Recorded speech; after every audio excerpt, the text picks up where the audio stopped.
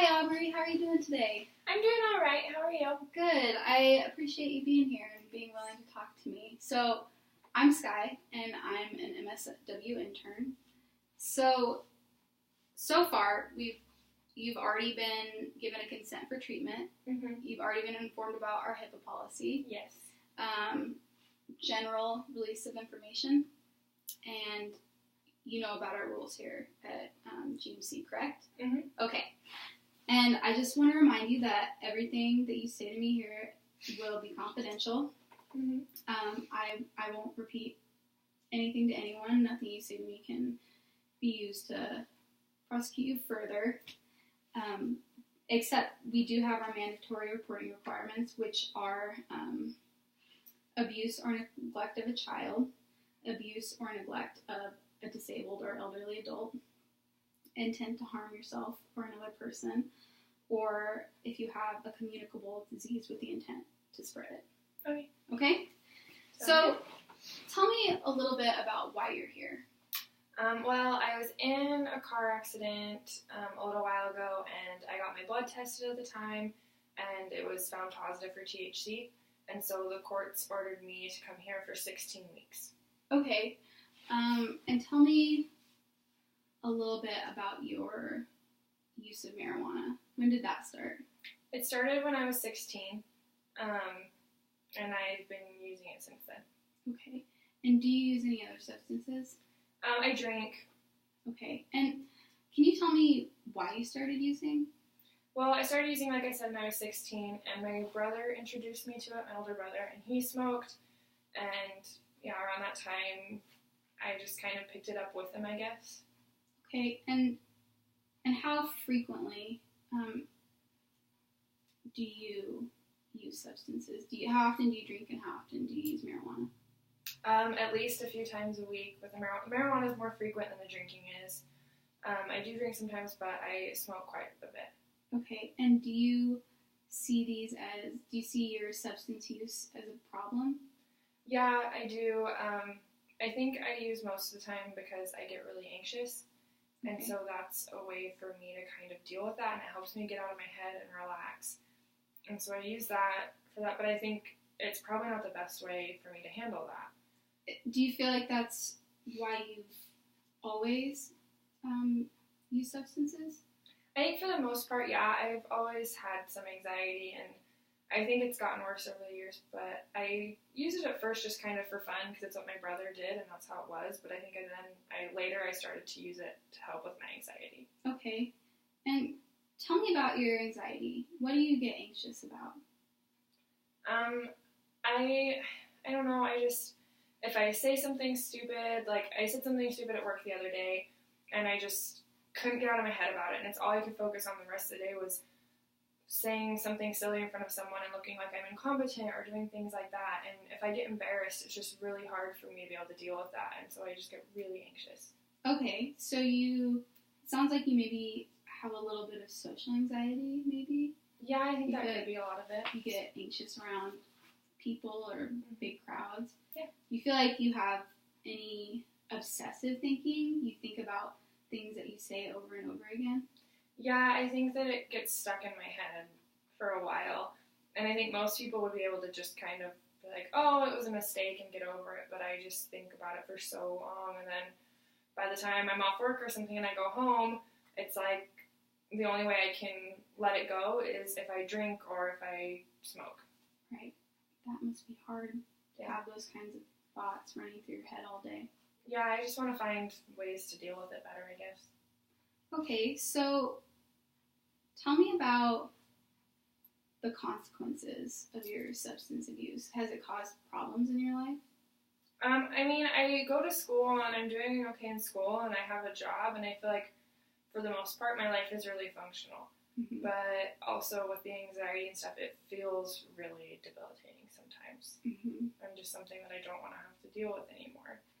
And I think it probably pushes people away too because I'm using and drinking so much. Right. And do you feel like you being here is a consequence of your use, your legal problems right now? Yeah, because getting my blood test and finding that out, they just kind of it was done, it was court ordered, so now I'm here, and that's feels like probably my biggest consequence from that right now is the court order treatment. Okay, so I want to ask you a question, and this is called the miracle question, and I want you to think about going to bed tonight, and you fall asleep, and you wake up in the morning, and a miracle has happened, and I want to know what life would be like for you if that miracle has occurred. So if it, like any miracle? Yeah, any miracle, anything to you that would be considered a miracle. If you woke up in the morning and something happened and it was just a miracle to you, what would that look like? What would life look like for you? I guess I would never have gotten in that accident, and I wouldn't have the bills and the court order, because hopefully I would have never started smoking or drinking in the first place like I do now, and I think my anxiety would be gone, and I'd be able to handle things a lot better. That would be a big thing for me, and my relationships would be good, and my job would be great, and I think I would be graduating.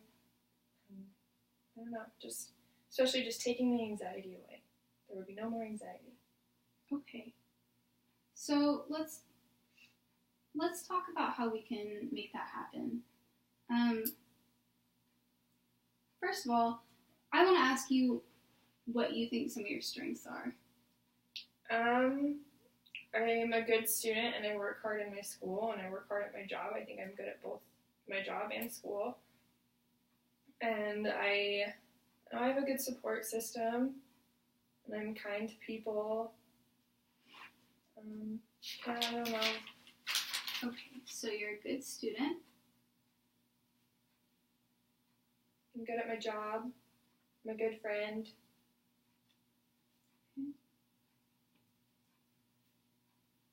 And I'm trying to be committed to this. Do you feel like you are a committed and devoted person? Yeah, I think so. I don't know though, because I've tried to commit to maybe not using marijuana to help with my anxiety, and that hasn't worked, but I don't know. Aubrey, one thing that I have noticed about you is you seem really self-aware. So I'm going to write that down. You seem self-aware of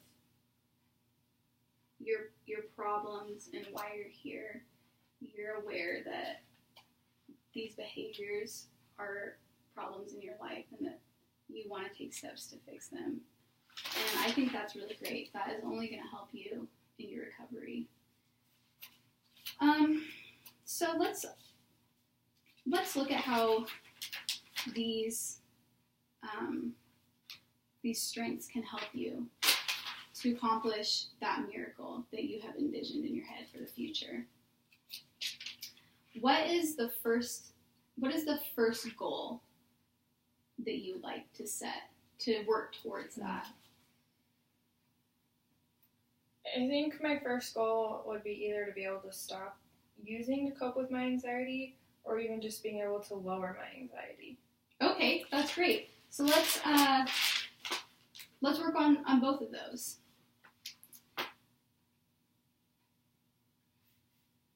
What are some things that you could do? Let's talk about your anxiety. So you use substances to cope with your anxiety. And when you start feeling anxious, what are some things that you could do instead of using? What are some hobbies that you have, or some things that you enjoy doing? I really like to paint. I think that's something that can help me a little bit when I'm concentrating on something, because it gives me another place to focus. Or I like to go outside or exercise. Okay.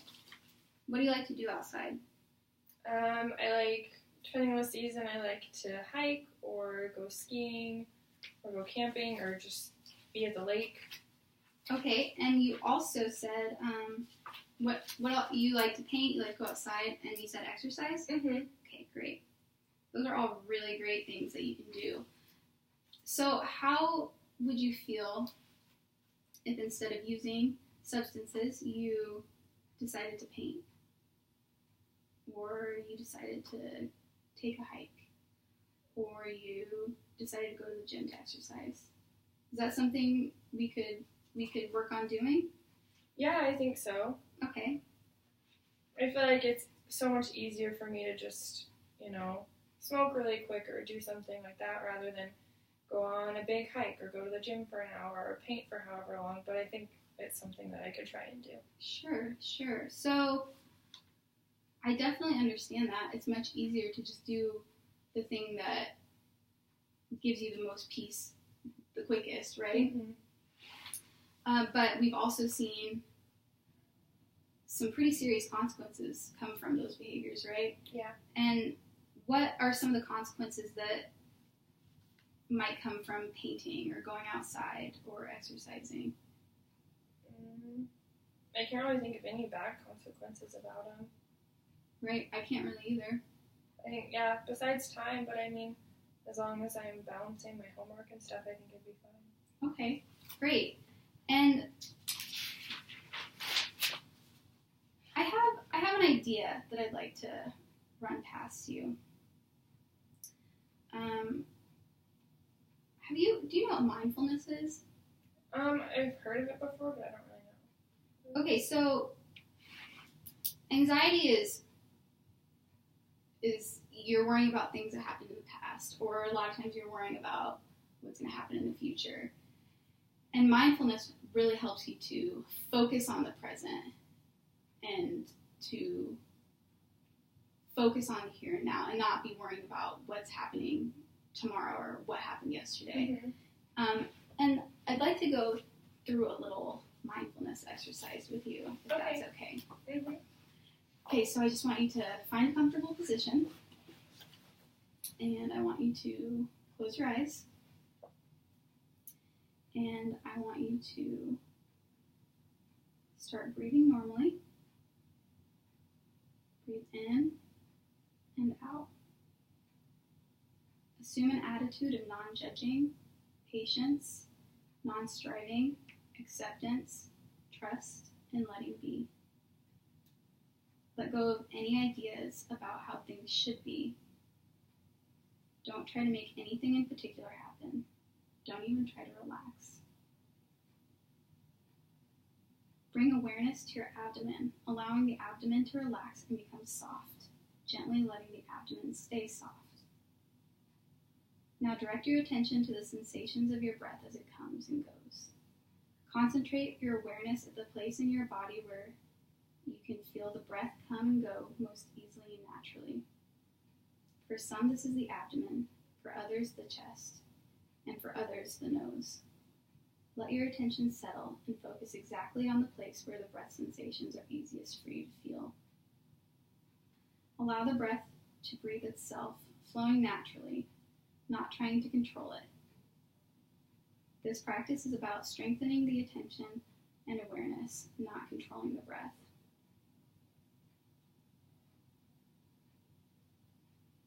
Thoughts may come and go, and I want you to be aware of them, but don't judge them, and then gently pull yourself back to focus.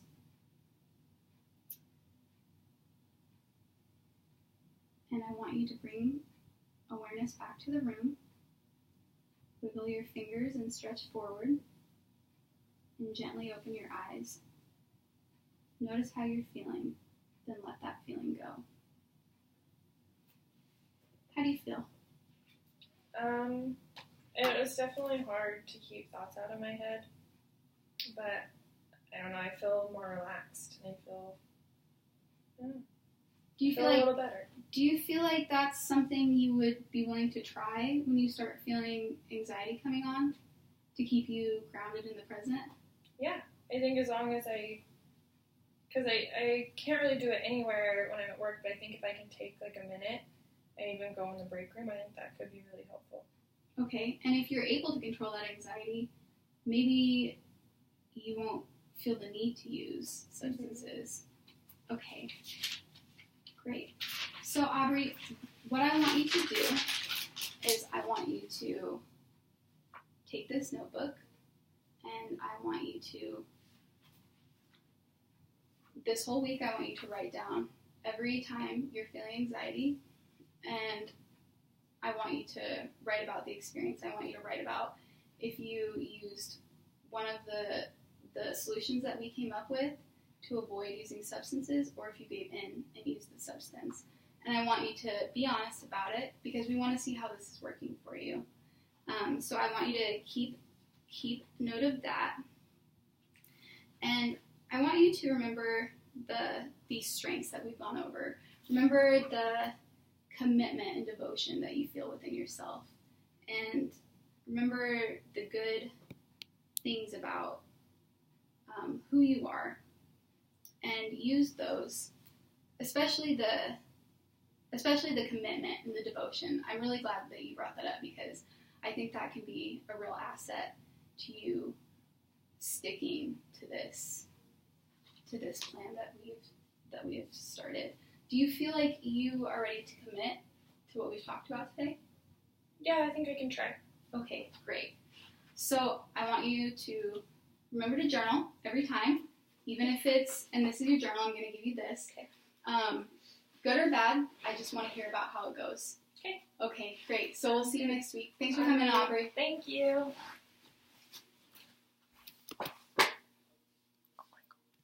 We'll trim it at the end. I think that worked.